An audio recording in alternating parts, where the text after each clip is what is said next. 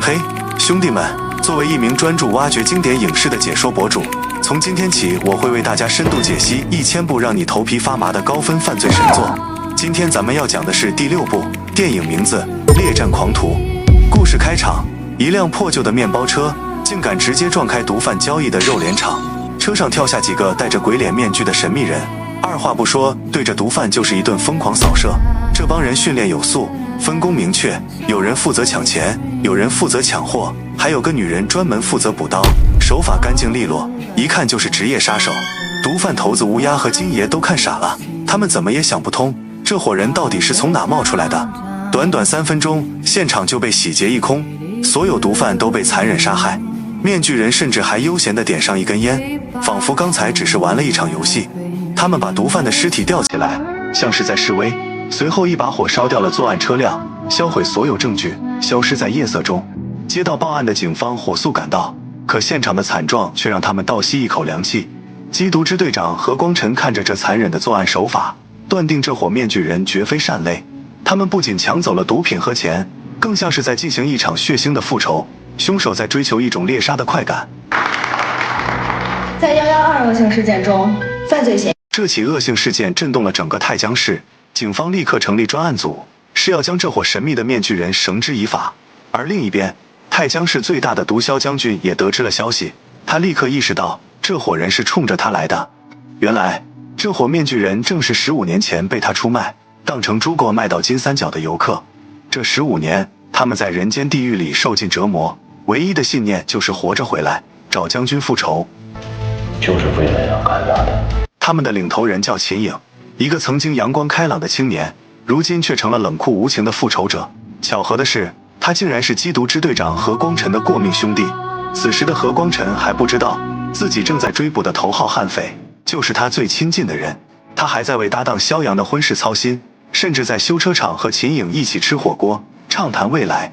秦颖表面上经营着一家修车厂，背地里却早已集结了当年幸存的伙伴，策划着复仇大计。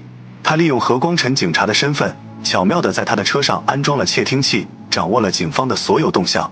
很快，警方通过一个打火机上的指纹，锁定了一名叫做江月的陪酒女，她正是乌鸦死前身边的女人。何光晨的搭档肖阳立刻带队前往夜总会抓人，但他们不知道，这一切都是秦颖设下的圈套。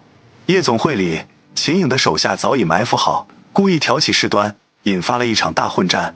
混乱中，肖阳的线人老九被将军的手下纳瓦绑走。原来将军早就怀疑警方有内鬼，这次正好将计就计，想把警方的眼线一网打尽。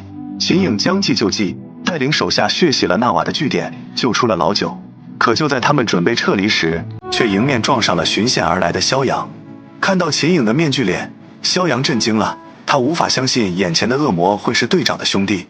秦颖也愣住了，他没想到会在这里遇到肖阳。但当我们从地狱里逃了出来之后，发现法律并没能给我们一个说法。既然如此，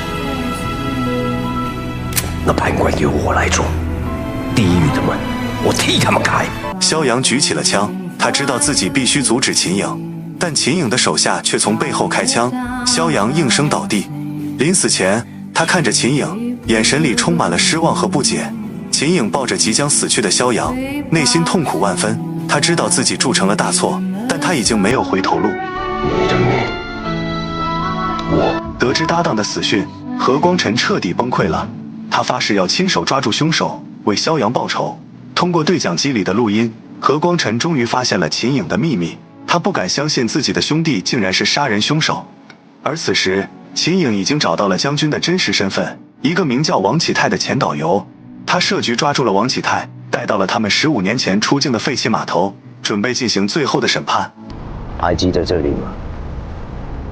当初我们就是在这里出国的，一切从这里开始，也将在这里结束。王启泰被倒吊起来，看着眼前这些熟悉又陌生的面孔，他终于感到了恐惧。秦颖告诉他，他们当年所受的苦，今天都要在他身上加倍奉还。就在复仇即将完成时，何光晨带领特警包围了码头，一场惨烈的枪战爆发，秦颖的兄弟们一个个倒下，他们用生命为秦颖开路，只为了让他完成最后的复仇。最终，码头上只剩下秦颖和何光辰这对昔日的兄弟。何光辰劝他收手，告诉他法律会给所有人一个公道。但秦颖已经不相信法律了，他看着何光辰，眼神里充满了悲哀。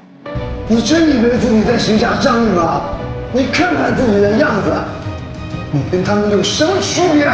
两人扭打在一起，这是信念的对决，也是兄弟间最后的告别。最终，秦颖的恋人楚红为救他中枪身亡，秦颖万念俱灰，他抱着楚红的尸体，吹起了他们定情的口琴，随后选择了自尽，结束了这悲剧的一生。他对着何光辰说出了最后一句话：我为你感到骄傲。